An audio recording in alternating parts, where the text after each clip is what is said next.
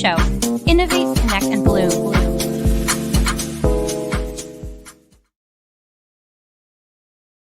Feeling the vibe.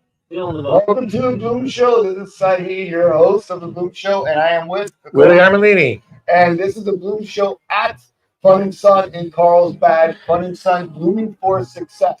So today's theme is blooming for success. So we're talking to florists and wholesalers today to kind of learn about how we can work together, learn about trends, make sure that we're all on the same trends as well, and why is it important to come here to Fun and Sun. So I'll let Willie start with some of the questions. Or actually, how about you introduce yourselves first? Everybody needs to know who you are, and everybody knows who you are. Sure, I'll start. My name is Sam Bowles. I'm with Allen's Flowers. I had a really long commute today. I was just telling you that I live about 25 minutes away, so got stuck in some traffic, but we're happy to have you all here in San Diego or Carlsbad. Really looking forward to the next couple of days. Your hometown. Yeah, San Diego is my hometown. Wow. Yeah. Fantastic. And yourself? Yes. And John, flower mic. So if you have a flower mic, you can talk. Love it. Yeah, John Burke here from DV Flora out in southern New Jersey, e-commerce marketing manager for the company. Happy to be here for sure with this group here, but with everyone in this amazing CalFlowers putting this all together just to see everybody. I think it's a really good time. I'm excited about it, and we'll talk about some things for sure. But definitely excited to be here with this group. Yeah. And I am Eric Loma, and I am from Scottsdale, Arizona. I own some retail flower shops, Cactus Flower Florist, as well as a wholesale company. We do wholesale flowers, Arizona Wholesale Floral. Okay. We wholesale to finer boutique florists and the people out there it's a growing contingent in Scottsdale, those without a storefront. They're the boutique wedding and event specialists, and Or the basement Betties, as we call them. we used to call them basement Betties in the 80s or 90s. Exactly. Nice, Sam. So we're in the wholesale and the retail environment as well. I do want to encourage everybody to ask questions as well. If you have any questions, chime in. We'll have someone in the background answer the questions, and share, comment, like, and subscribe. So Willie, how about we start with you? Right off the bat, let's get to it. Why do retailers need wholesalers? Good question. Why do retailers? What's that? Why do retailers need wholesalers? Oh, why do they need wholesalers? I think you said hate wholesalers. I'm like, no. No, we all need each other. We are such a symbiotic relationship that. And here's Mike Black. Sorry, a little. Come on in, Mike. You got a mic. He's arriving at just the right time, because the question we're discussing is, why do retailers need wholesalers? We're diving right in. And I think we need each other. I think we need to work more with each other than we currently do. I don't think we talk on the off season as much as we need to. I think we demand a lot on the retail side of a wholesaler, and the wholesaler sometimes isn't always. We're not prepared for what a retailer needs because we're not talking to everybody enough. But I think that's something we can all work better at to find out what, as a retailer, what do you want to sell? What do you want to move? Are you doing a Christmas in July? Are you doing a rose sale? Can we be prepared for that 2 months out, 3 months out, and help you market it and grow it? And on the wholesale, on the retail side, hey, we want to do something really spectacular with a fundraiser or something. Can you help us with this and be more interactive with our business? What do you think, Tim, as a florist? Yeah, it's difficult for me to add a whole lot to that. I do think it's a reciprocal relationship. So our wholesalers often say to us, like, I don't want to say they get into a situation because that's not the right word, but sometimes they do share to us, hey, we're really heavy on this. Could we partner together? Let's make you a deal. You can make a deal to your people. And it really works out well, both for our retail stores with foot traffic, selling loose flowers, and of course our web and delivery business. So I think it's a two-way street, and you do each other favors, and you realize that you're really partners. It isn't like you're just their customer. You are partners. They have a stake in your success. And I like to treat everyone decently anyway, but then when you're in a bind, they're going to come through for you as well. So I think it's just a two-way relationship. Mike, any thoughts? I know you guys work closely with many. Are we talking into a flower? Yeah. You are. You are. First time. Blushing. I love it. That's awesome. By the way, I'm almost giddy getting to sit this close to popular podcasters in the flower industry. So the wholesaler retailer relationship is invaluable. And every wholesaler that I know that is taking care of their retail accounts on a Friday afternoon at 3 o'clock, the retailer gets this last minute big funeral, and there's only one phone number to call, and that's your wholesaler, who's basically already in his car on his way home, and he's going to stop everything he's doing. He's going to go back inside, and he's going to open everything up again. He's going to throw it all in his car. He's going to bring it to you, even if it's in the complete opposite direction of his way home. You can't replace that from anywhere. No FedEx guy is going to do that. No guy from Miami is going to do it. Nobody's going to do that for you. There's just certain things that you need to keep in place, and your wholesale relationship is definitely one of them. Absolutely. Yeah, I mean, it's hard to follow up with what everybody said here, but for sure I agree. There's so much synergy between the retailer and the wholesaler for everyone to provide each other, and I think partner is a really good word, that we partner together and provide solutions, right? So we provide the product and the solutions at the same time for both of us to grow. And it's so important. I mean, Michael, that's a great point, is that when the last minute when you need something, the wholesaler's there for you. And you have access to different product lines. So it's not just one thing. It's several different product lines. Kind of whatever you need, we'll find a way to get it to you. So it's so important for both to be successful. Because if we're not, then it's hard for either to survive it, and you're kind of, as a retailer, if you don't have that wholesaler, you're kind of on your own and fighting to get what you need. So it's important for both of us to grow together and partner. I think is a really good word. Sam, it's a good one. Yeah. And the reason I asked the question is because going to show after show after show and a retail, wholesale, importer, you see this migration, of course, and you see all these alternative ways to get flowers. And you hear that there's less retailers and less wholesalers, and that's why I'm trying to get my arms around where where's the begin and end. I mean, and very good answers, because yeah, that wholesaler can be your partner, or should be your partner, I suspect, and it's a challenge, I would think, with all the different ways people can get flowers these days. I mean, it's in your face every day on the phone. There's everybody. So Sam, what are some best practices when working with distributors or wholesalers that allows you to have a better communication with them and to become that partner? What have been some best practices? I'm not actually the best person to answer it, because in our company, the one thing that I don't do is the fresh flower buying. Okay. That's what Brad does. However, I would still add that I do the creative side. So first, it is the creative side, working with Brad to say, hey, this is what we're picturing. I mean, we don't reinvent the wheel. Valentine's Day is Valentine's Day. Right. But here's what we're thinking. Let's try this for the fall. And then it's his responsibility to go work his relationships, which is a mixture of local partners, California partners. We now have a truck from Miami. We do direct from farms. So he really diversifies the channels. Yeah, diversifies the channels through which we're buying. Like, we're not going to go all direct, because we don't want to burn relationships with our local partners who are there when we need them. At the same time, we've been able to work directly with some farms to bring in some really cool product that wasn't available to us. So I think there's a lot of room. The word that keeps coming up is communication. Communication between your design team at the retail level and your buyers, because there's often a big disconnect there. And then between your company and whoever you're getting your flowers from. If we just communicate a little bit, it's been my experience that any farm, any business operator wants to find ways to do more business, and they're happy to work. To John's point, like, you tell us what you need and we will work to figure out if we can be the channel for it. Mike, are you going to say something? No. Okay. Mike, do you see, and John as well, do you see any new tools that wholesalers or distributors are using to communicate better? So is there new e-commerce, or is it WhatsApp? Is that the tool? What tools are being used, especially for your sales team, to communicate with your customers? I'm desperately trying to keep my sales team on the phone. But a lot of people don't want to be bothered, and they'd rather log on in the middle of the night and buy what they need without being pushed to take something that they don't need. But again, it's a balance. It's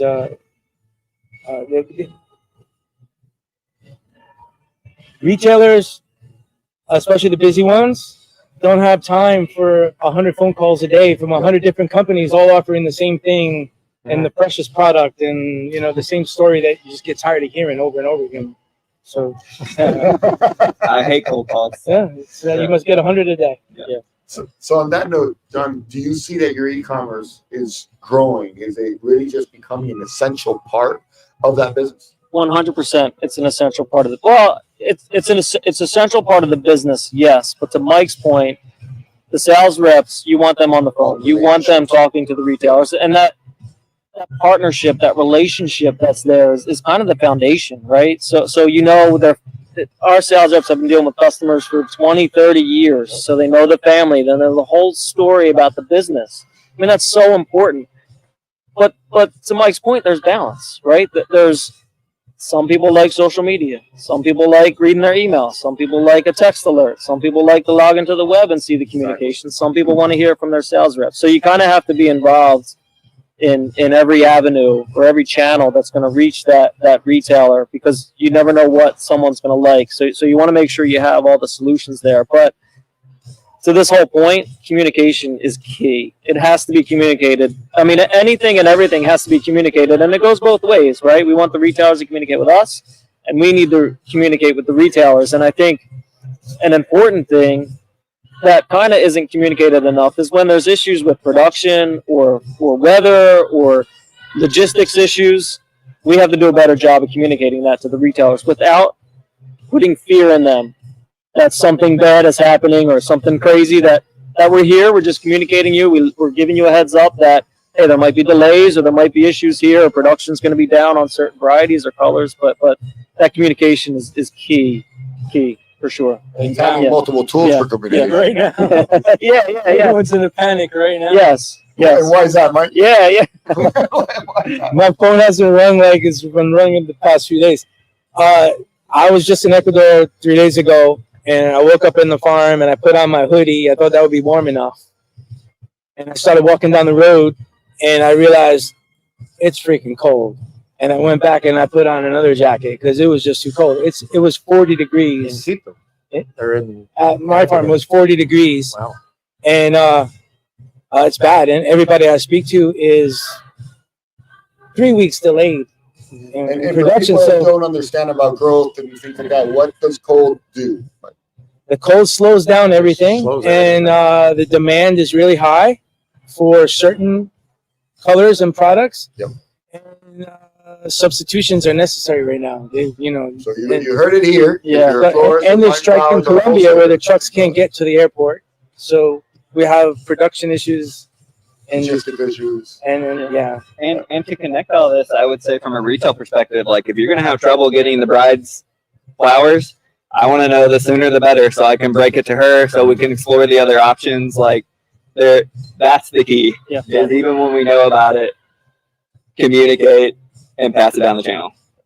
Mike, you have any Playa Blancas I can get from you? Who I gotta kill? We might start an anymore. We could probably get an auction going here. Instead of the road show, we're doing an auction show. Yeah. The florists are creative. The florists are some of the most creative, genius and artists that are out there. And I know you sold the bride Playa Blancas, but you could way easier access some beautiful white Clooney ranunculus for the same money or less. So you might have to make a little change, some minor changes, show some new last minute samples to your clients. But Color. there's lots of flowers. It just might be the exact flower that you need. And you need with climate change, which is definitely real from a growing perspective, you need to plan for that in advance and offer your clients some substitutes in case something goes wrong. That's what I think. Mike, I'm really getting a kick out of watching you talking. I've never talked into a Love it. I just love it. And we try but to it's going to be a regular thing now, I'm sure. stress selling a look rather than selling it. Yeah. Yes. Because 100%. because your brides and your special events coordinators are seeing everything on Insta, even though it could be silk, could be plastic, could be real. But what they want is it's got a name, and they want the name to it. So we try to educate them, and it's the education process is really important for all of us to My favorite joke to make that's almost true is when a bride shows you a flower from Pinterest and you're like, well, that's from the movie Avatar, which is set on an alien planet. Yeah. That's what I want them in blue. Exactly. In blue. Yeah. In blue, in blue. It must glow. It must glow. You might talk to Mike. He can make that happen, though. The psychedelic roses. All right, you make that happen. They're afraid. A lot of florists are afraid to change things in the last second. Fear of a Google review or something like that I didn't get exactly what I was promised. Because the average person that's coming in to book an event doesn't understand our world. It's assumed that why do you mean you can't get me 5,000 of the same thing? It's just, I'll tell you, it's difficult. The best event review that I've ever had. First of all, the best event review I've ever had. First of all, we were doing it in Chicago, so we're already out of our city and out of our element. They wanted all tropical flowers, and everything was going great until the tropical flowers got to Miami, and there were some unwanted pests. And we got a call that was the most casual call you've ever heard. That was like your whole shipment got incinerated. And I have a $50,000 floral event in a city that's not my city, and so we pulled it together through some favors and connections in the industry, but it was nothing close to the original concept. But I was on the phone with the client the instant we knew. We were talking about, here's what we can do. Let's FaceTime. Let me show you a sketch, blah, blah, blah. By the time we did it, the client literally was like, this was better than the original concept. Beautiful. And it's the most glowing review we've ever had, even though it was the scariest thing that's ever happened. Yeah. We're being flexible, having that open mind that you can talking, realizing we're artists. I remind customers and my staff all the time, we are artists, number one. We're not creating widgets, but we're also working with the product of nature. So the weather can change. The flowers can look differently. Exactly. And we pivot and we create different art. And setting up expectations, right? I think especially in the beginning, these things might happen. Let's prepare for the worst, hope for the best, right? Absolutely. That was a great question. You started. Well, I did. And there. Keep it up. One more to add to it, which is more or less the same. Is Grubhub a competitor or a asset? Grubhub and all the gig economy places. For me personally, it's a love-hate. We work very closely with DoorDash and Roadie and all those folks. We are going to be experimenting starting in the next couple of weeks, selling our product on DoorDash, which I'm sure there's lots of people out there that are doing it in our industry, but it hasn't really been done well in the Phoenix Scottsdale market. So we're gonna experiment with that. But it's hard to find drivers these days. Ask anybody who has a driver on a lady truck. How do you find drivers? It's tough. You can buy the equipment, you can buy the truck, you can buy everything, but to put someone in there is getting really hard. So we're changing our whole delivery model in Arizona to try to combat that. Maybe going to more bring your drivers into one location and then send them out. Can you just put them in a Waymo? You could Waymo. You could drone them, which is not far off. I mean, we're looking at a lot of different ways. But yes, it's a love-hate. But we have all sorts of our retail stores on DoorDash, and we've been on for a couple of years. And to Eric's point, for the first year and a half, it was very clunky because it's a platform built for food. Yep. And then they said, let's do this. It's gotten a lot better through the pandemic.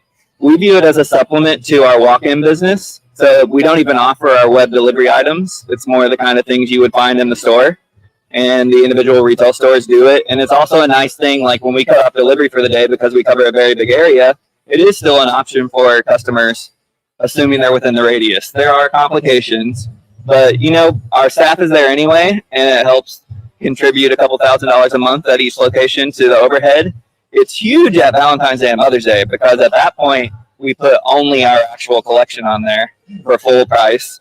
And I'm already maxed out on deliveries. And then it's literally just you're grabbing them, setting them on a table, and it's DoorDash's responsibility to get a driver and get them there. Yeah. Do you find that they know how to care for the product? The drivers? Yeah, the DoorDash drivers. How can I say this politely? The DoorDash drivers, and this is true, there are many of them that are great, don't get me wrong. But like, if you didn't qualify for Uber, or if your car didn't qualify for Uber, then you could probably still DoorDash. And it really is like, this is the nature of our society today. It's people who maybe like it's their first or second day in that city, but you just do whatever your phone tells you to. So we try to provide them with that, a little bit of a 30-second, like, we put it in a good box to protect it.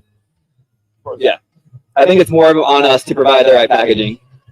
Mike and John, do you find problems with delivery now? Are you looking for other options as well? Are you using roadie, things like that?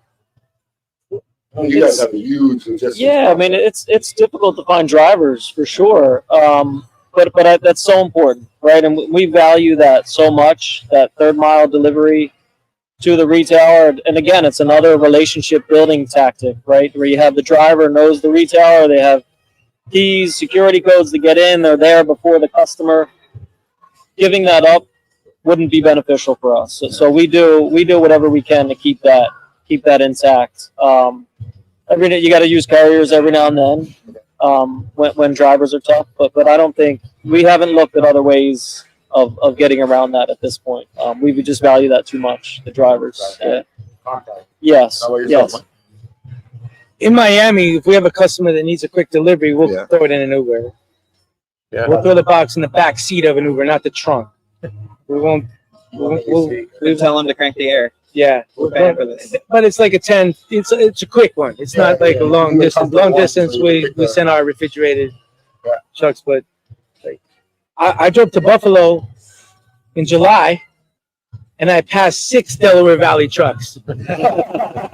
So they're everywhere for sure. And also, if you're in Miami, if you're passing a Jet Fresh truck, you will know it. Yeah. They have some of the coolest artwork in the industry. Yeah, for sure.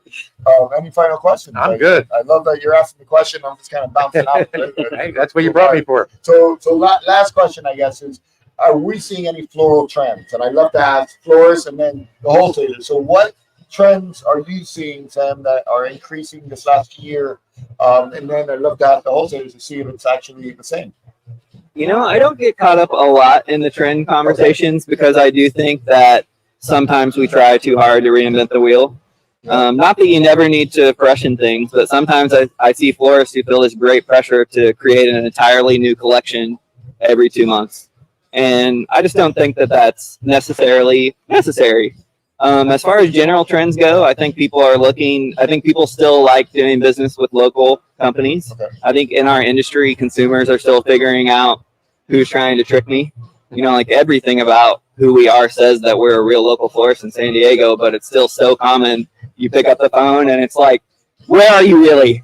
Are you really there? Because they've been burned by an experience that they didn't know was coming through the air, or they didn't know it was through a service that wasn't direct. So I think consumers are looking to do business local where they can. They're looking for good deals. I think consumers are more interested in sustainability practices, which is not something we've done great, but we're doing better in our industry. But I think they're looking for quality products and inspired designs, just like they always have been for the most part. Anything with colors? I've heard bold colors are a thing now. Is there anything with colors that are? You know, even that I still see, like, there are still the people who want red. There are always people who want red roses and baby's breath. There are always the people. So I do think some of the trends that come and go like this are much more applicable to the wedding industry and the event industry, even more so than every day. It trickles into every day, but so much of the wedding is like, what's the newest and hottest and hardest to get flower? So it can't be incorporated into our everyday retail work on a practical level. What we can do is recognize, like, okay, brides were really into peaches and creams, and we can say, can we create a design? And like, that's an actual example of one that's been very successful in the last couple of years. So I agree that looking at color palettes is definitely a way to go. You know, so I was in Hawaii a couple months ago, and I was at a local farm, and their whole mantra is grown, not flown. Yeah. And we're trying to incorporate some of that into our Phoenix, Scottsdale market as well. There's some new growers that are locally based. They're doing small batch, boutique kind of varieties. So we're trying to enhance the grown local, not flown. Come into Cactus Flower, and you're going to be able to get something that was grown in Phoenix, and we drove it here. We didn't have to put it on a jet or a boat or anything like that. So I think it's a niche market, but it's something that people are looking more and more to. To Sam's point, is they want sustainability. They want to see something that they want to know that our local artists are doing something different and special, and that's that whole grown, not flown. Any insight there? I mean, that's a really good point. Sure. We've seen a lot of shift to local growers, local product, especially in our area. It's kind of interesting though, because we've seen that shift. We've seen the shift in the colors, but I feel like it's now balancing out. Right? There's nothing new out there. The sustainability's been out there. It's slowly moving the needle. The locals slowly moving the needle. The colors. There's no real new colors that have come out recently or new varieties that have consumed the market. So you kind of see this leveling out. We've seen this now where the fall season's coming and we're kind of back to basics. Like this we still want the whites, we still want the browns, we still want so I don't know if you guys have seen it too. And Mike, I'll let you kind of answer the same question. But I mean I feel like again we're just going back to basics. Sam was saying too. And just really based on their own choice, their own wants, right? Their own style. Yeah, I mean, I would say if there is a trend that I kind of see catching on, and I think all trends, niche is a good word. They end up mostly being niche because for the most part, we do a lot of what we've been doing for many, many years. But like some of the enhanced flowers that are much more individual works of art themselves, so even beyond dyeing and that kind of thing, and like Mike can speak to that, his psychedelic rose line at Jet Fresh, which is super cool, is not I'm also not a paid partner of Jet Fresh. I'm just a big fan. Those roses are not just like dipped in paint. It is an artist. They're all graffiti artists too. The anthurium, the painted anthurium are like really cool pieces of art that particularly for the right customer, it's like, okay, now that's something new and different that I haven't seen before. Because it really is another artistic enhancement. You can wait till you see what's coming. But Mike, any other words? When it comes to As far as trends, yes, sir. well, I'm in full agreement with what everybody said. But in what I see on the supply side is I see a lot of new, young, artsy people starting to be, first they'll be basement Bettys or they'll start working out of their kitchens or their garages, but some of them are writing books now. They're getting it's really a good, cool trend to see, and it's not a traditional flower shop kind of thing. It's more like a artsy kind of a flower shop thing. And the other thing that I see a lot of growth in this past year, especially, is DIY weddings. Okay. They're buying online and they're buying from these brokers and they're shipping FedEx directly from farms right to these people. But it's not just I'm just sending you flowers. It's coming with a course, a lesson, on video lesson where you can learn how to do all those things that a florist would do.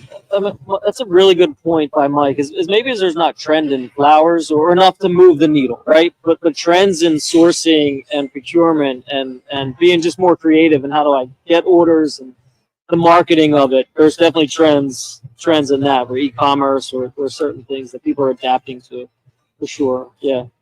So, gentlemen, thank you for your time. I think it was very educational for everybody, hearing from both perspectives. So it was awesome having legends like all of you. So really appreciate it and thank you for your time today. And as you can see, there's a party happening behind us, so it's gonna start happening. Gonna get And it's funky. gonna get funky later. It's become more of a party. We keep on going. The party guys are here, so once they head over there, it'll let loose. So thank you again, guys. Truly appreciate it. You can leave the microphone flower here and for our next group. Awesome. Thank you, guys. All right. We're still live, so Thank you. we're gonna All have right. another group. Let me call them over. Thank you. Thank you, Mike. The Bloom Show. Innovate, connect, and bloom.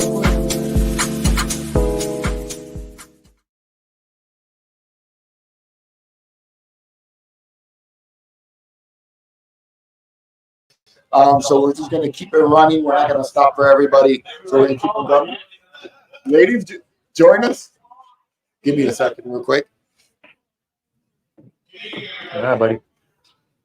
come right through. We're already live, just letting you know. Do you want badges on? No, we're live already, Oh, so we're live as already. casual as it gets. So come as you are.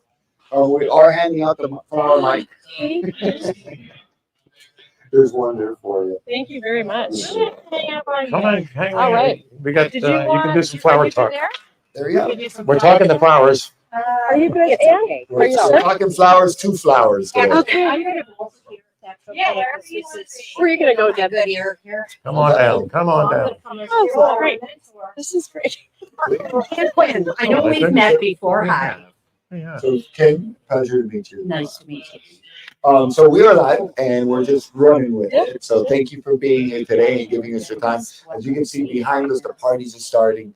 Steve Dion's giving a speech, and this is what it's all about. We are here at Fun and Sun, showing you the behind the scenes, little sneak peek, and then talking to some amazing people to not just learn more about them, but also learn about their experience. So we are here with the Madam Presidents of the floral industry, of associations, and I think that's very important. Willie and I have been doing Women's Day Roundtable for about 4 to 5 years, just promoting the importance of encouraging women in our flower industry. And I know you've done some work lately. We'd love to talk about that a little bit more today.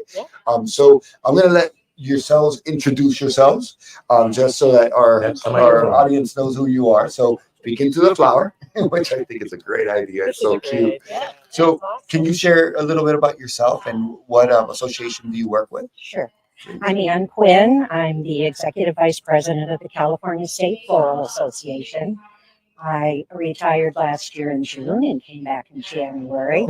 Just Couldn't get away, huh? kind of like the mafia. You can't leave, You can't and nor did I really want to. So, and I've been there 27 years, I guess. Great. Thank you for being with us. Thank you. Yeah, Ms. Karen Hoy. Hello, Karen Oy. I'm Director of Sales for North America at Smithers Oasis Company. I'm also the current president of the Woofs Association. I'm also on that Flower Feeling Advisory Board, and I am the development chairperson for that Flower Feeling as well, and a wife and a stepmom and all those other things. But you're also working with a great initiative, Yes. which is called? We're also doing a women in Doing so many things. You might forget. floriculture. So I'm actually on that founding committee as well, that we've been really trying to get women in the industry more involved and creating a mentor program. And it's really taking off. It's been great. Fantastic. Great. Hopefully we can share when the next event is so our audience can know. That would be tomorrow at There you 4:30 here All right. at our event. So 4:30. So any women that are in the floral industry are welcome to come and be part of the team. It's great. And I have to follow that. Wow. So Debbie Chedester, I'm the Executive Director of the American Floral Endowment. I'm also the Executive Director of the Floral Marketing Fund, which is exactly what it is, floral marketing and research, things like that. So been in the industry for 25 years, 15 with the endowment and 9 with the Society of American Florists. Wow. Congratulations. So I'm letting Willie, we're kind of rolling with it, where Willie's asking the first question and we kind of go with the question. So let's see if we can keep on doing this, Mr. Willie. Well, associations are difficult to operate, all right? And a lot of competing, there's a lot of conventions. People tell me all the time, there's too many conventions, too many shows. And I'm like, when people stop showing up, then there's too many. But people keep showing up. Look, there's 400 people here, there's 300 and some people here. But running an organization, you have a lot of people shooting at you from different angles, I would imagine, and a lot of trying to please a lot of kids, make everybody happy, and you probably can't. So it's what's the biggest challenge? Is getting members? Well, Ann In might your be able case, yeah, we're a little different. So we're donors, not members. So Ann may be able to address that. Sure. Yeah. I don't think it's at all difficult getting members. Okay. I think sometimes it's the retaining members. And we're continually working on that, but it has a lot to do with the ebb and flow of the industry. But right now our push is towards our certification program and the education. And we have a lot of new members coming in on that avenue. So, and we have a huge membership drive going that's really devoted to personally speaking to our current members and letting them know, hey, we still need you. Okay. That's great. I'll take that rose from you. Thank you. So I'll speak for WIFSA first. So, I mean, to address Willie, yeah, I mean, it's like herding cats a little bit, right? But we rely on all of the wonderful volunteers that we have on committees, on the board. We joke and we say you're voluntold that you're now going to do this project. You're not volunteering to do this project. And our big thing at WIFSA is really getting more wholesalers involved in the association.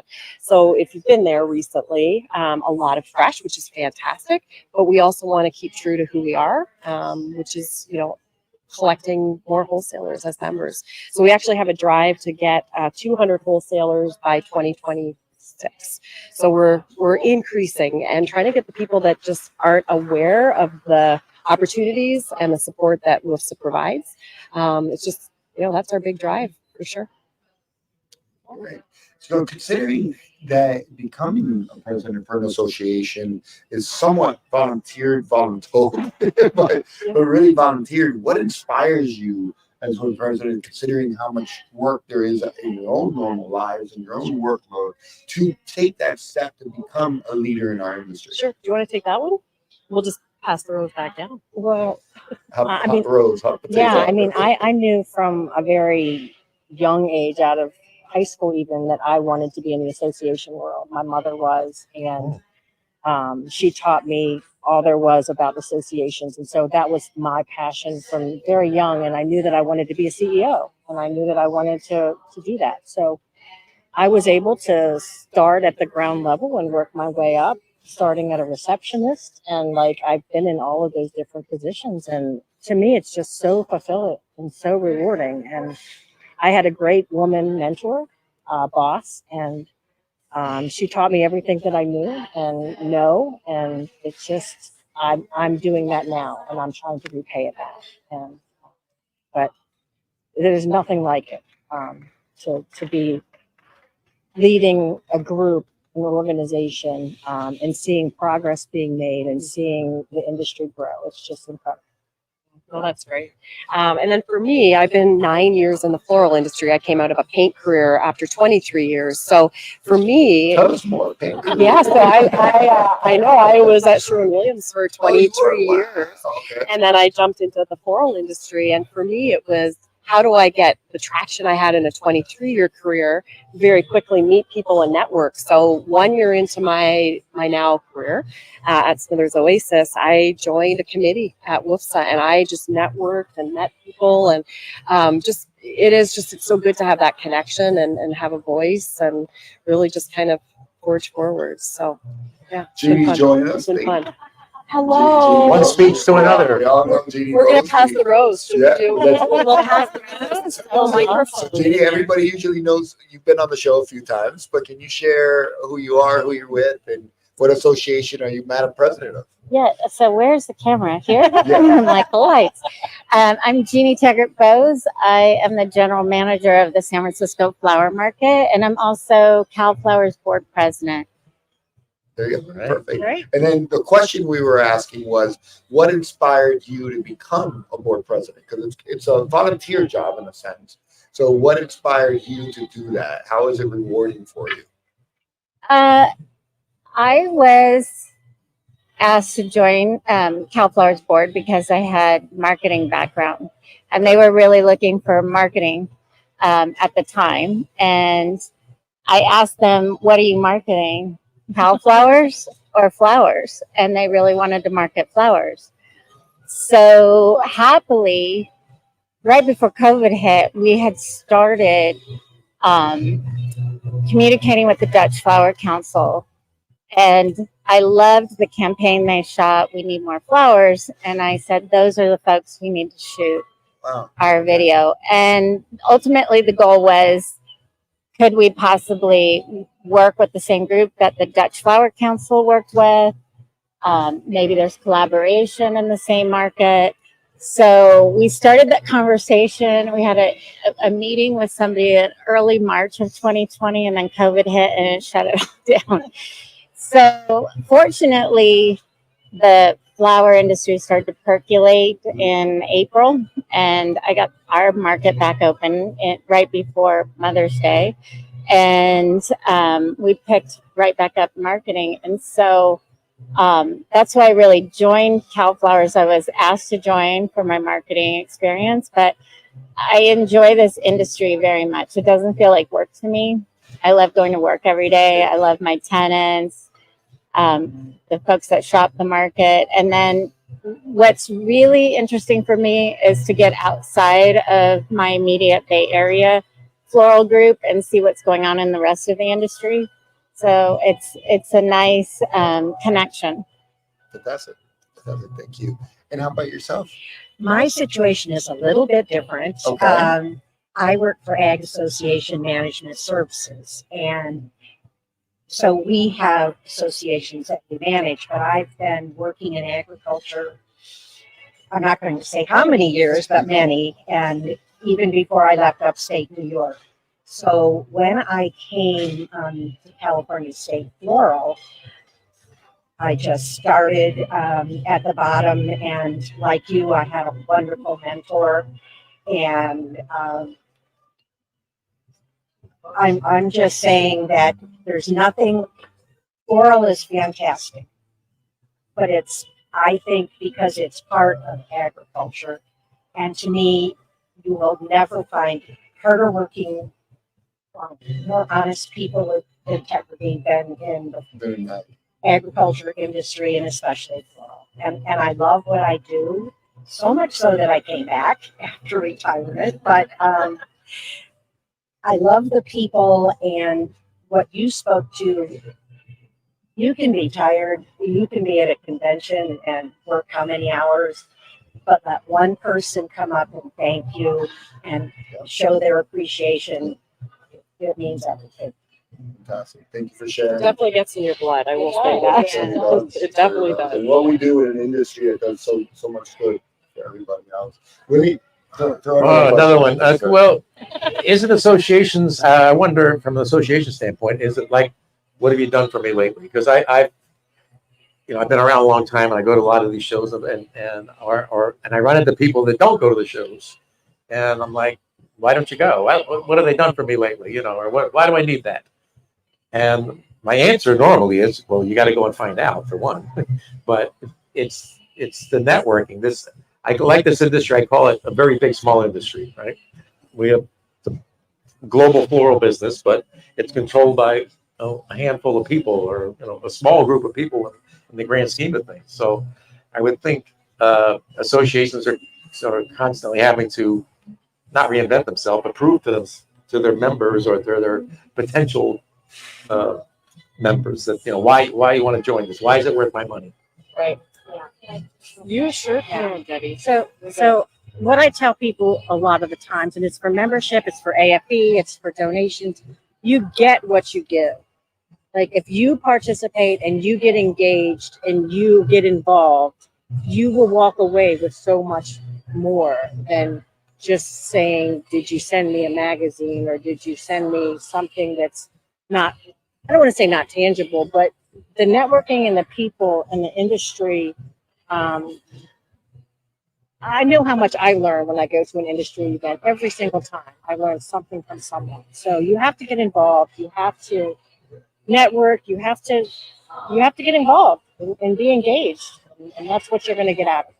100%. And I was going to say, just on the WIFSA side, a lot of it is misconceptions that people don't really know the hard work that goes into association work. I mean, again, it's volunteers, right? And you're only as good as the involvement of the people that you recruit. And you've got to keep it fresh. You've got to keep it lively. You've got to keep it fun. And you want the new blood to come into the association. So if people challenge, what do we do at WIFSA, for example, or what do we do at that flower feeling? Join, like, come on in, like, do something with us, right? Because then you'll really start to understand what we're all for and what we're doing. So for me, everybody gets in their daily grind, right? Your day to day, 5 days a week, doing what you do. And when you step away from it and you get people together, the positivity comes out and the connectivity comes out, and you do start thinking about what could be done as a community in this U.S. floral industry, which is really a global industry at this point. So that's part of what attracts me, is just, you know, reconnecting, taking a breath, see what's going on, what other people are doing. Okay. And you can see as well, it's off topic, but everybody's dressed up except for us. It looks good. And I'm hearing the beats in the back of my head is popping. So that's what's so fun about this convention as well. So it's been a great time. Do you have anything to share when it comes to adding value to? I do. Thank you. A lot of people aren't aware that the California State Floral Association, our members encompass the entire state, whether it's grower, wholesale, retail, students. Our lobbying efforts, our governmental relations, we were able during COVID to have the Department of Food and Agriculture proclaim that the floral industry was essential, allowing businesses to operate, and somewhat limited for some, but at least they were able to operate. And our education program is becoming top-notch, our certification. Fantastic. So that's a value added to your members. It is. Fantastic. Beautiful. Always working on taxes and what's going on at the Capitol. So, you know, someone had mentioned about mentors, especially as women presidents and Madam Presidents growing in our industry, and an industry that was very male dominated in the past, and now thankfully it's really improved. But how would you encourage younger women to find mentors? What is the key to finding a mentor? Some might be shy to find a mentor. So one, how important is it to find another mentor in this industry? And two, how would they go about it? Yeah. So do you want me to take that? So again, get involved, right? And don't be afraid to go and introduce yourself to other women. And that's why we're really trying to get behind the women in floriculture too. So get involved with the group. And I even challenge people, get one or two mentors, because you might need a different mentor for a different reason, right? You might need someone to bounce ideas off of that you trust. You might need someone, you know, that's got a little bit more experience in the industry or in a current association or role. I mean, tap into those people. It's all about the people. It really, really is about the people. So just go for it. But we're trying to encourage it in our industry too. Just, you know, with something like this, now I've met new people here, right? This is what it's all about. So that would be is just put yourself out there. Don't be afraid. Very key. And I'll just add to it, ask questions. Like when you're a new person to the industry, like, soak it all up. Ask questions. Be a sponge. And there's no stupid questions. There's no stupid questions. There's no stupid questions. And you're going to find the person who you feel comfortable talking to. And you're going to say, would you be my mentor? Sure thing. Yeah. She's my mentor. So the reality is you're going to start at the bottom. Yeah. But watch. Listen. If there's somebody that inspires you, put yourself out there, talk to them. You'll learn from everyone. I don't have necessarily one particular mentor I could point to, but I can say that every single person that I've worked under has taught me something, and that I've carried that forward. So just watch and listen and introduce yourself. But no, you're going to start at the bottom. There's somebody starting at the top. It's not that easy. Yeah. Not that easy. How about yourself? It's very important to have a mentor. Yeah. And I've been very fortunate. But it's also, these ladies are all very young. It's also very important to be a mentor. And it's very gratifying. Very important to pass it on as well. It is. So Willie, any other questions? Sir?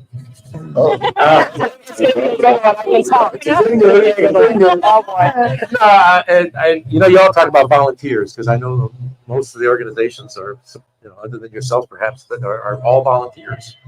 And I was just at SAF. I don't know if y'all read what I write, but anyway, when they had an awards dinner. Well, they had an awards presentation, which was way too long, right? And it was way too many.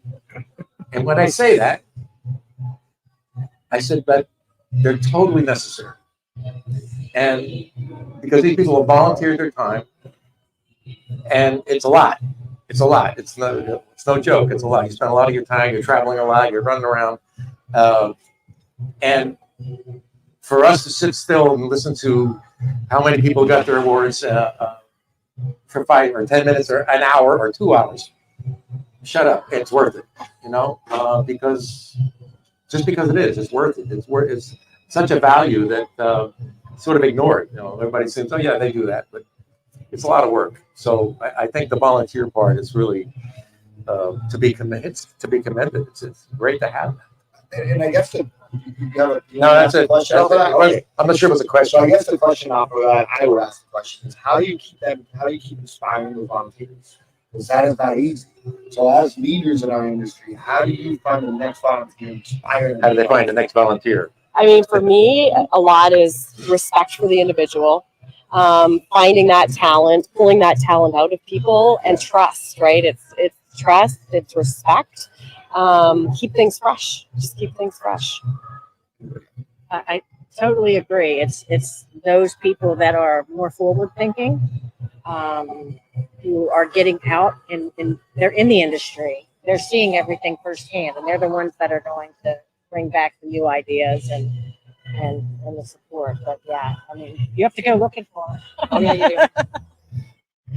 Yeah, I think you have to watch, right? And you have to see if somebody's hungry or eager to learn something, or you feel like they can contribute something that your board is missing or your organization is missing. I think that we're so insular in the flower industry, but there's a whole world out there that makes what we do happen. So it's really just paying attention and maybe just even reaching out to someone that you never thought would be interested and just asking them. And you're right about recognizing people who volunteer. I just went through a whole list on that speech of like everyone who did everything for this show, but it really is just giving a shout out that what you did is appreciated. And Anne, let me tell you, this woman has worked in the industry for so many years, and she has a big heart. And that's why she's back doing it, because she did retire. And then one day she sent me an email. I said, "What are you doing? I thought you retired."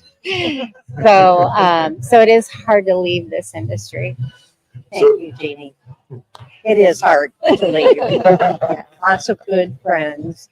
I think it's also in trying to encourage new people to be on a board, because they say, "Oh, I have nothing to offer. I can't attend meetings. I can't participate." And just giving them a little nudge or having someone else speak to them, another board member, means everything. And they turn out to be very valuable board members. And I used to be extremely shy, and it's hard to believe, but asking anyone to do anything was very difficult for me. Now I'll ask anyone for anything, and you'd be surprised. People are really willing to help. For me, people like that I see that I grew up with in Miami. So somebody like Oscar, who came from just a salesman on the floor, got involved and got engaged, like many of them have. I'm sort of, I tell him I'm proud of them, like for whatever it's worth. So Yeah. So I mean, that's beautiful. I mean, the people got it, they recognize it, and they're not doing it because it helps them sell flowers. They're doing it because they're contributing and something to offer. It's beautiful. So, final question, I guess: is there a quote out there that you could help inspire a future president of a madam president of the flower industry? Because a lot of this I do very passionately. I remember being in the behind a desk and just kind of not knowing the world, or not being able to approach people, or just kind of being kept within the world. So that's why I do this, so that we come to them, right? So what would be a quote that could inspire someone? look, you have the rose. You have the rose. There you go. This sounds kind of cliche, but this is one I've used for years. It's just persistence pays off. Okay. I don't even know whose quote that is, or if it's just one of those things on a wall somewhere.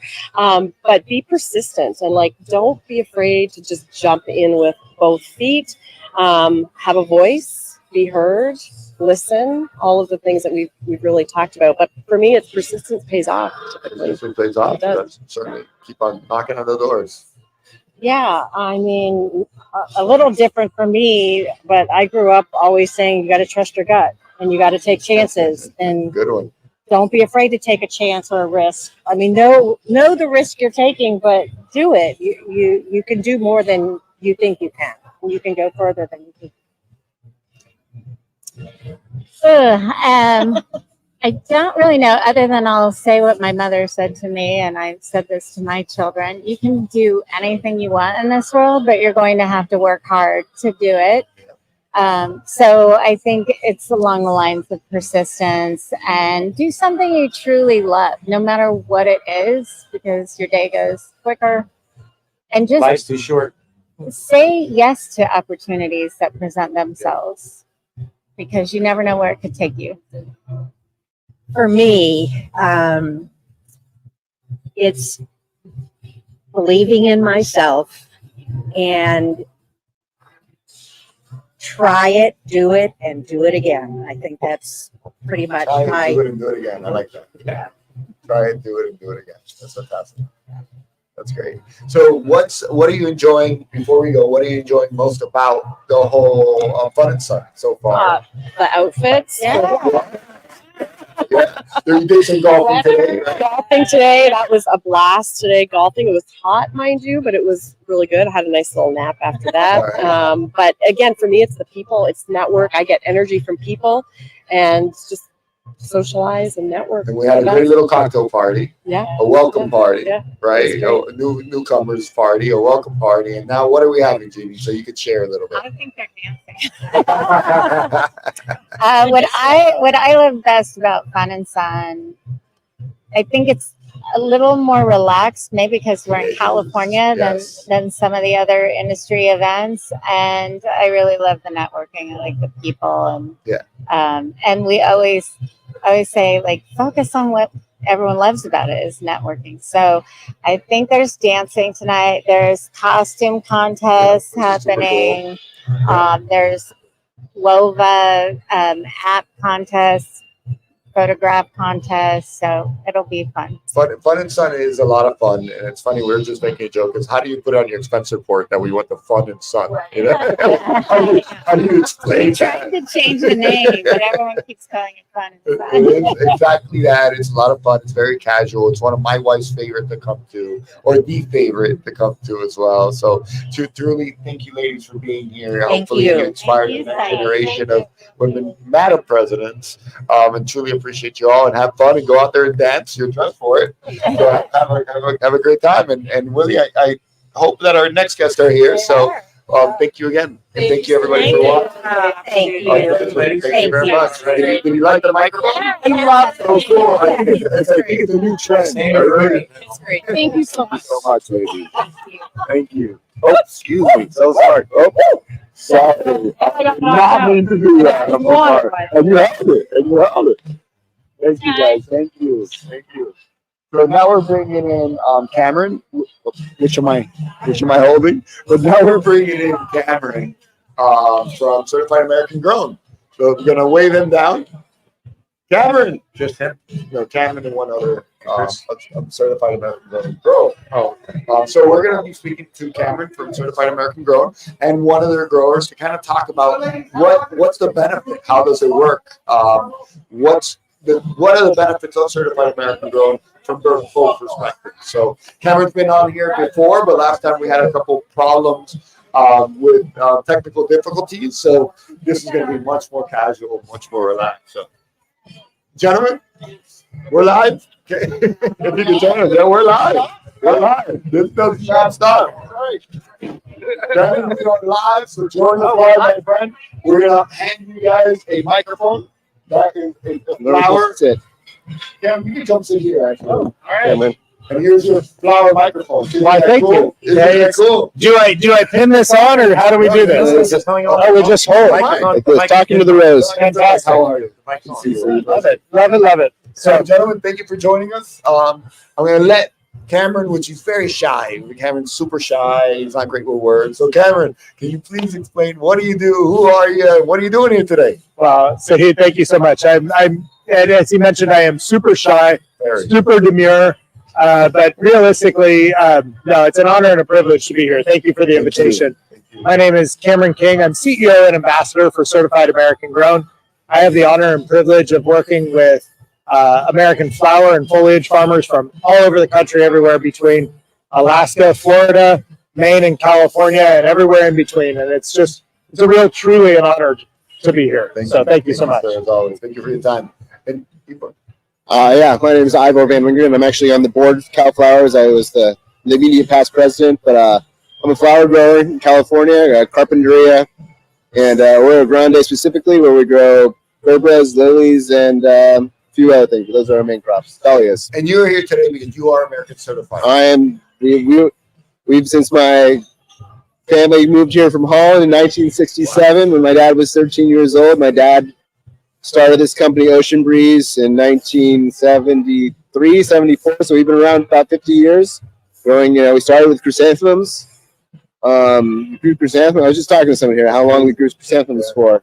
Roses. And as the market changes and what's available from other places and what makes sense to grow in California, we try to roll up the punches and make it work. So as I said, now gerbras and lilies is the main thing. Dahlias is something that we've done the last 3 years for the summer. Large program for mass market. That's something that is hard for the imports to do. They can't try to bring a dahlia into Trader Joe's 7 days a week and have it last more than 5 days. You're right. You can't do it unless you bring it. We're literally picking it that day, and the next day it's going to the store. Absolutely. So, Cameron, as you start the conversation, what is a certified American grown? Thank you for that. So Certified American Grown is the true only voice for truly the domestic floral and foliage community. Okay. So we're the only organization that is really about sense of place and about really advocating and promoting our domestic farmers. Now, don't get me wrong. We are part of a global industry, and there is no mistaking the fact that this community is truly a global space. But everybody deserves a voice, and everybody deserves an advocate and a champion. And Certified American Grown is exactly that for the American floral and foliage industry, which used to be incredibly robust here at home in the United States of America, and has seen some struggles and some challenges. And so what they need is an organization, and Deserve is an organization that is about promoting our domestic production as well as advocating for so that they can continue farming in a sustainable manner to provide us with beautiful products that are on our tables and in our offices day in and day out. So it's really exciting to be able to be a part of Certified American Grown. That's great. And it's becoming a trend because we're just speaking to explorers and wholesalers, and they're saying that the locally grown, not flown, but grown is really a thing. But I do like that you're saying that everybody should have a voice as well. Well, and that's really an important thing, and an important thing for everybody to really fully realize is that when you go into your retailer or you go into a grocery store or a marketplace, you as a consumer have a choice. Yeah. You have the opportunity to look and say, where is my product coming from? And we at Certified American Grown have really been active and involved in making sure that consumers have an educated decision to be able to make. And so when you see on a bouquet or on an arrangement at the grocery store, for example, there's now on that SKU, that barcode, it now says product of the location. And so when a consumer can sit back and say, hey, you know what, all things being equal, I want to support my domestic farmers, my USA farmers, I have the opportunity to do so because at least I know where the product is coming from. And that's hugely important because, you know what, studies have shown, and this is really an important piece, studies have shown that here in the United States of America, we want to support our domestic farmers. We want to be able to support those communities that our farmers are providing jobs in and providing economic value to. But without the opportunity to have an informed decision, they don't know how to do that. And so now that's an opportunity for folks to be able to make sure that they can choose one way or the other. They have a choice. That's free will. That's our way. That's capitalism. And we worked on this for years. And American Grown is what finally got it. You know, they kept on it with at the federal level, because that's where it is, with the, whatever, what's the U.S. Customs, USDB. And we worked for years and years and years. They kept passing the buck, and finally they listened, and only because of Cameron's leadership and Cameron's, willingness to, continue to push, because we don't always have time to be paying attention to those things. We have a lot of other things on our plate. And Cameron kept at it, and we, as he says, now when you go, you see that information. It's just, just the same when you go buy your avocado, you see where it says, where that avocado came from or where that bell pepper came from. It's, it's no difference. The market deserves information. So, 100%. Thank you. Well, without promoting my book, without pushing my book here, but the point is, the title of the book is "Flowers Come From Where." Flowers come from where? And I wrote that because people don't know. Yeah, great. You're absolutely right.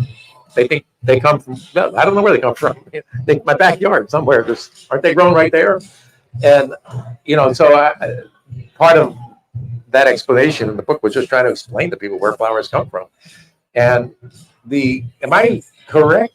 Which I said in the book there. I think there's commercial flowers grown in every state. Am I right? There are, and Willie, thank you for highlighting that, because that is a huge, huge thing that a lot of people don't realize. But throughout the year, 365 days a year, there are products, flowers and foliage that are available here from the United States, grown in every single state in the country. And I mean, I said it from the beginning, where it's like from Alaska to Florida, and that's not a joke. I mean, that's truly a reality, and everywhere in between. So all 50 states truly have the opportunity to bear beautiful products, foliage and flowers that are adorning our tables. And again, and I think, your point is really well made in your book, where it's flowers are coming from where? People don't realize when they walk into the grocery store, when they walk into the florist, they think, oh, my flowers must be close by because they're fresh, they're live. And that's not a problem.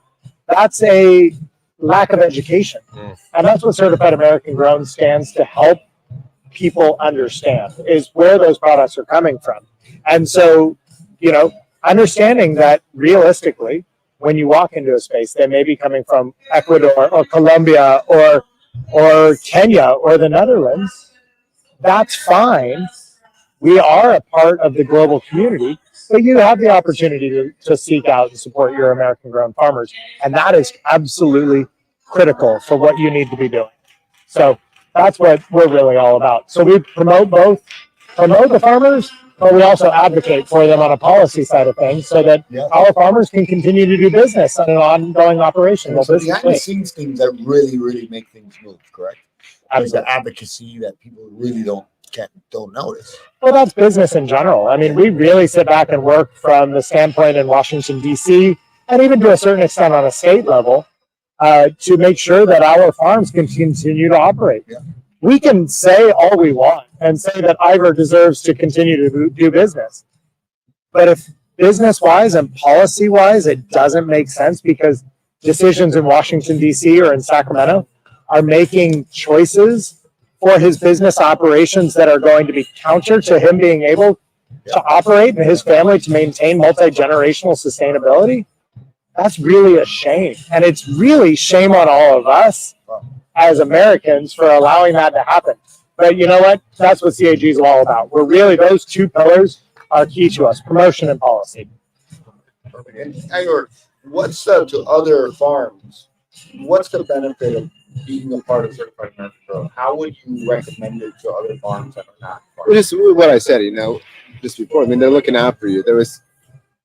We're on the farm every day. We're worried about sales. We're worried about growing. We're worried about all kinds of other policy, regulation, and other stuff that we're trying to keep our head above, and trying to legislate for yourself at the federal level. I mean, there's no time for that, and you're just not going to ever have the sway anyway. Even if you did have the time for it, as it's, you know, as a small farm. I mean, yes, we've been around for 50 years, but in the scheme of things, we are not big ag. We're still, you know, the family business with, you know, about, you know, less than 100 employees. We're not that big, and so this is, you know, it helps you come together to make a voice that hopefully people listen to. And as I said, they have listened to. Is there one example of how has it affected you? Like how has it allowed you to grow? What the one example I say is the labeling. That has been a huge importance, and it's a concrete thing that really did change, where because you had companies sending in flowers to Miami or wherever, arranging them and making into bouquets, and they said hand tied in USA. And then they didn't have to say anything else, and that was completely okay. Even though, according to the law, it was not okay, but it was not being enforced. And because of CAG, they did the digging. They found there were laws already on the book. They just convinced people over and over again that the law did exist. But finally, we got something through, and it stuck. And now you do see on these bouquets, you know, or whatever, you know, it says where they came from. That is cool. That's a cool story that not many people know. You're going to say something? Well, yeah, and you know what? That I think is so critical to really reinforce is it's the power of unification of the American industry. Yeah. And I think a lot of people don't fully understand that. Each one of our individual voices, or as Ivor mentioned, each one of his individual voices, the farms are so busy producing beautiful products. But to have an organization that advocates for and has the unified collective voice of the entire American industry is so incredibly powerful. And I think on behalf of Ivor and all of the other farm members of Certified American Grown and the supporters thereof, we invite everybody in the U.S. industry to become a part of the organization, because your voice is amplified and it's heard more. And it gives us more strength as an organization, as Certified American Grown, when we're walking the halls of Capitol Hill or when we're doing other things. To have more people involved in the organization really elevates and amplifies each one's individual voice in such a way that it's so much more powerful and so much more can get accomplished. And that is absolutely critical for the work that we do collectively for the American industry. Willie, what other questions? First of all, I'm happy that it went from California, the license plate, to the U.S. or to American Grown. Sure. Right. I think it was too narrow, and there's a lot of bad history there over the years. So I'm glad it went out of that. And my only other question, which I think you've already answered, do people really care where the flowers come from? 100%. 100%. Yeah. And you know, it's really interesting. There was just a study that came out this last year that actually proved that sense of place is absolutely critical to purchasing decisions. And given the choice, people will actually pay 10 to 20% greater price points to support local and to support domestic if they are given the opportunity to know where their product came from. And that is the absolutely critical point. And that's where that education and that promotion piece for us becomes so valuable, because our farms deserve the credit of knowing what they are doing on their farms and in their greenhouses has meaning and has value to the general consumer, to Joe or Sally, who is purchasing products and putting it on their kitchen table today. They're willing to support local. And we just need to be able to promote and continue to educate them that local is available. And so that's what Certified American Grown has in that promotion point. And that's what that study bears out. So we're really excited that that was shown this last year to have a lot of value for folks. I believe it. You know, everybody, it's been a big push, of course, in America to buy American. And I've always said, if you can buy local grown flowers, duh, Sure. Why not? Right? It makes total sense. Well, You and can't get them any fresher, and you know, you work with the grower. Hey, what do you got today? What do you need? Or I'm a little flush on this. Can you help me out? You know, we got a special. It's a beautiful thing. 100%. And I think tonight bears it out. Overall, every single day bears it out. we are part of a global community. And our economy here in the United States is all about being global. And products are coming from all different places. But when we can, and when we have the educated opportunity to support our domestic, we absolutely should be. And that's what it's really about, because our farms, Ivor's family, multi-generational today, and hopefully into the future, sustainably multi-generational for the future, will continue to operate that way because of the decisions and the choices we're making today to both financially support them, but also to allow for products to be produced in an environmentally and economically feasible manner that provides for future generations to come. And that's what it's all about. Have you seen the importance of sustainability? I know it was a nice theme and a trend. Has that been something that's encouraging and growing in our construction within Certified American? Take that one. I was looking at me, so I'll take that one. You know what? Sustainability, I think, is top of mind for a lot of consumers. And it's not to say that it is something that is the first and foremost decision. We've seen a trend across all consumer products, whether it be food products or produce or even things to diapers and hard goods in the consumer space, where there has been a move to identifying products that are sustainable. What does sustainable mean is a hard question, because it's one that means different things to different people. Yeah. And so to a certain extent, if you look back 10, 15 years ago, there was a certain level of greenwashing that took place. And I don't mean that in a derogatory sense, but it became a buzzword. Sustainability became, the idea of it became diluted because it became something that was a marketing proposition.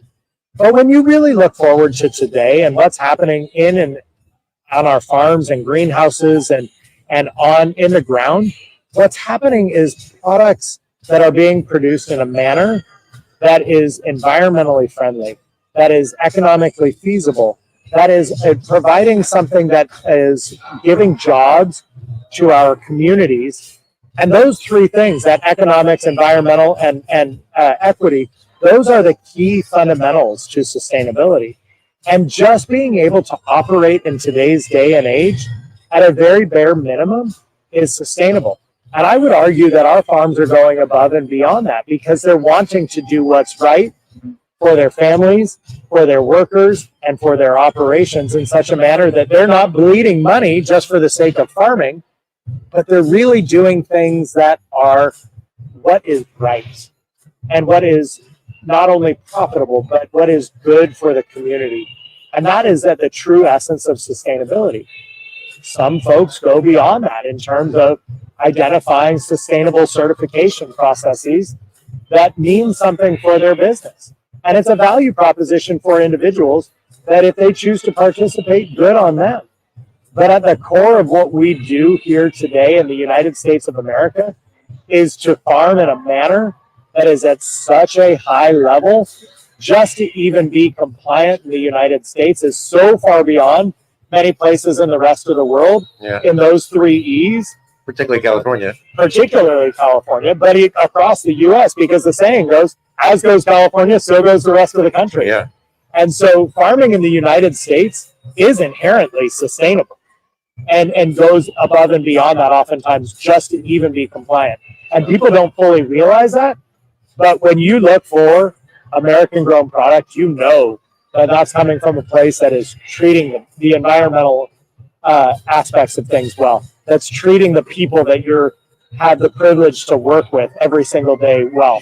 Not to mention the fact that it is also taking care of the families that oftentimes live and breathe and operate on these farms. And the generations too, right? The generation. Nobody's going out there and spraying things for the sake of spraying things because it impacts the people that live there, and that's their families. So if anybody thinks differently, I'm sorry, but that's a naive thought of an opinion, because these farmers day in and day out are doing incredible work on their farms. Would you like to say anything to that? Well, just, that's that. I mean, we live on the farms ourselves normally. I mean, I live on our farm. My dad lives on his farm. You know, the idea that we're going to destroy our our livelihoods, with bad poor practices is, the idea of a quick buck. I mean, as I said, we've been doing this for 50 years. And this, on this place, I mean, it's crazy. It's crazy talk. Protect the land and Yeah. the future generations. So, Willie, any final questions? Well, operating a business is tough to begin with, no matter what you do, and running a flower farm is a big operation. You've got trucks and you got equipment and you've got all sorts of things going on there. So I mean, it makes total sense that you want to keep it.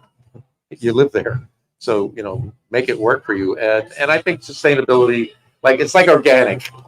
That's sort of a hard term to define. What really is organic? But people will pay more for it if something's organic. So no, that's it. What I got.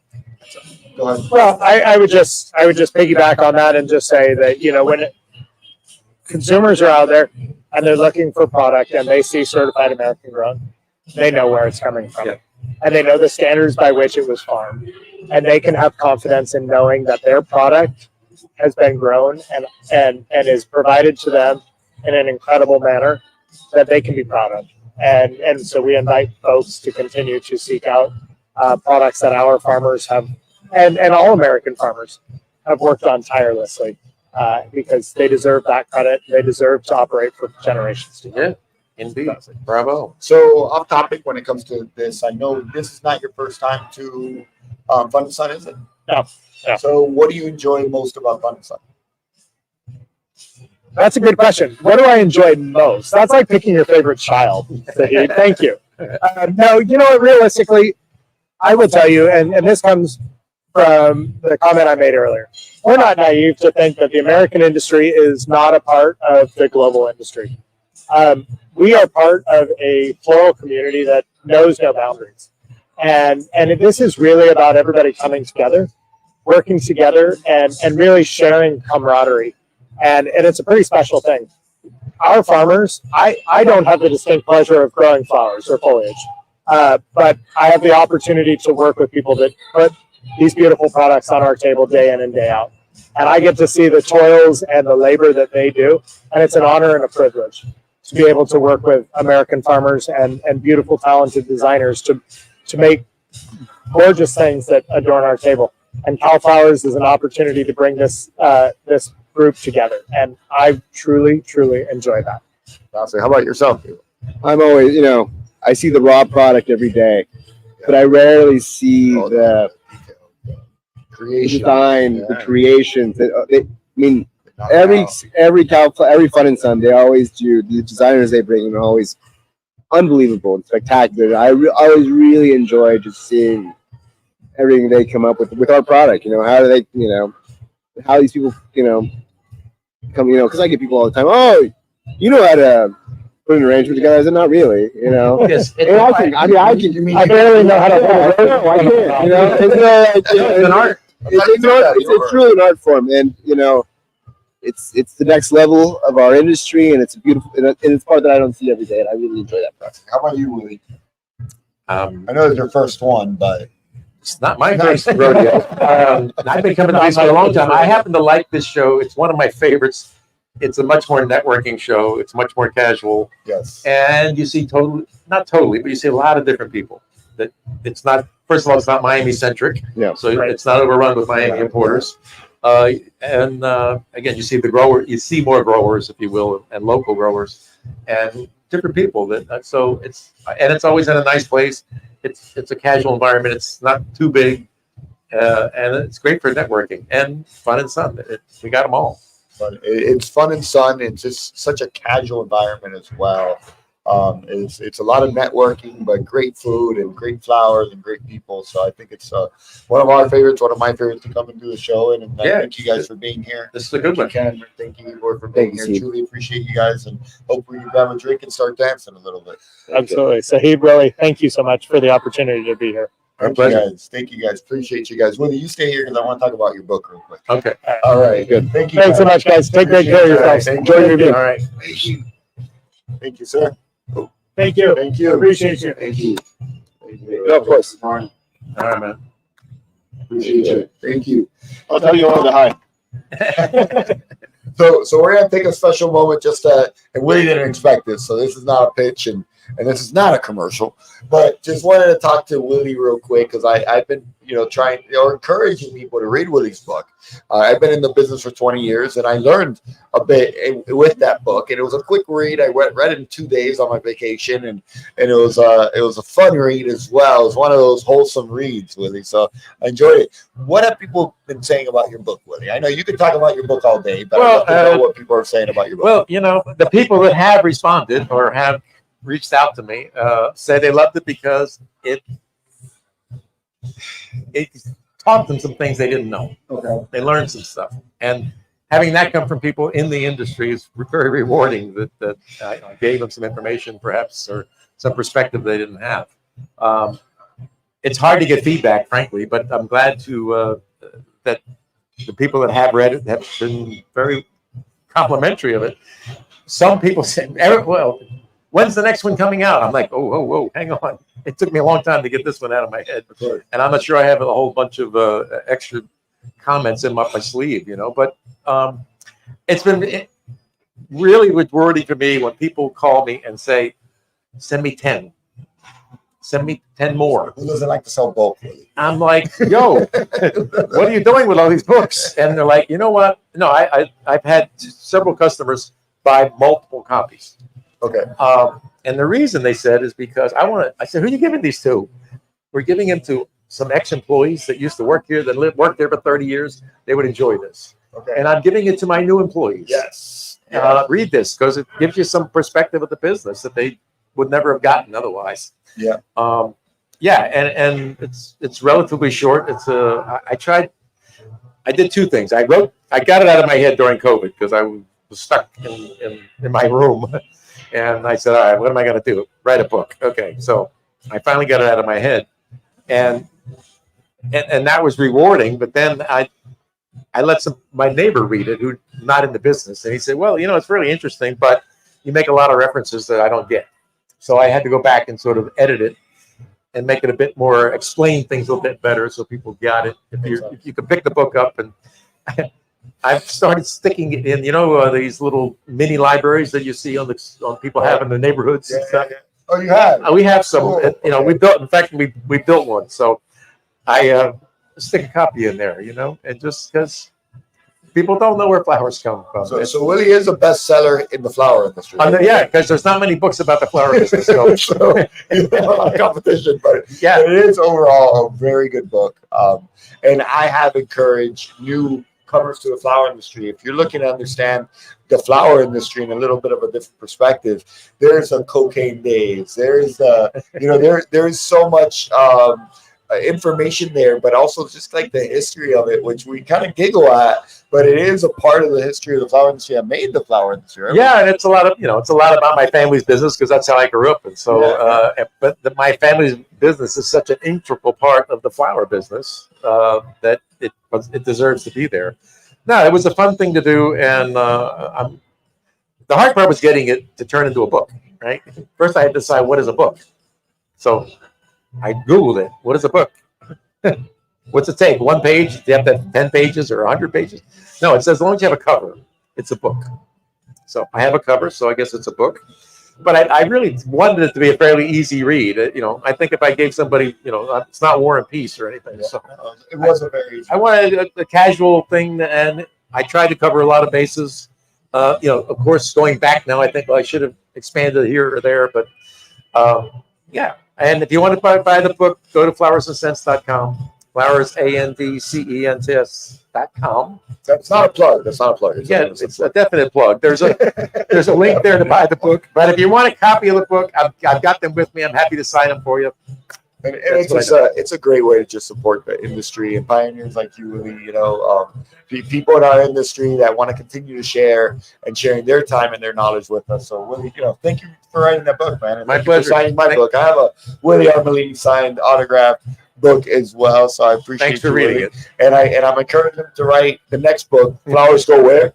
But we'll see what you do, Willie, and best of luck. All right. Thank you. All right. Thanks for joining the show, Willie. My pleasure. The hosting. So everybody, that's a wrap We appreciate you. Don't forget to watch on Thursday. We're having that flower feeling around 9 a.m. This time, which should be 12 o'clock or so for you. And we're also doing the Bloom Show Roadshow, right, Willie?